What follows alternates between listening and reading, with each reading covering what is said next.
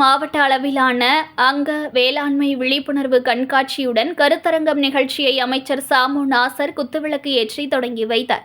தமிழ்நாடு அரசு வேளாண்மை துறை சார்பில் அங்கக வேளாண்மை குறித்த விழிப்புணர்வு நிகழ்ச்சி, மாவட்ட அளவிலான கண்காட்சி மற்றும் கருத்தரங்கம் திருவள்ளூர் அடுத்த மணவாள நகரில் உள்ள தனியார் திருமண மண்டபத்தில் நடைபெற்றது. தனியார் திருமண மண்டபத்தில் மாவட்ட ஆட்சியர் பிரதாப் தலைமையில் நடைபெற்றது. இதில் சிறுபான்மையினர் நலன் மற்றும் வெளிநாடு வாழ் தமிழர் நலத்துறை அமைச்சர் சாமு நாசர் கலந்து கொண்டு இந்த கருத்தரங்கு நிகழ்ச்சியை குத்துவிளக்கேற்றி தொடங்கி வைத்தார்.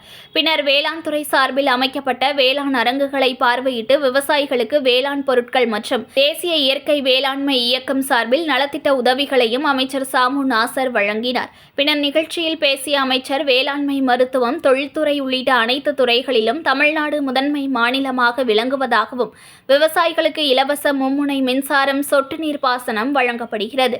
வேளாண் துறைக்கென இந்த நிதியாண்டில் ரூபாய் 45,661 கோடி ரூபாய் நிதி ஒதுக்கீடு செய்யப்பட்டுள்ளது என்றும், மேலும் இயற்கை வேளாண்மை என ரூபாய் 2,000 கோடி தமிழக அரசு ஒதுக்கி விவசாயிகளின் வாழ்வு மேம்பாடு அடைய அனைத்து வகைகளிலும் செயலாற்றிக் கொண்டிருக்கிறது என தெரிவித்த அமைச்சர், இந்திய அரசின் 2,000க்கும் மேற்பட்ட விருதுகளை பெற்றுள்ளது என்று பெருமிதம் தெரிவித்தார்.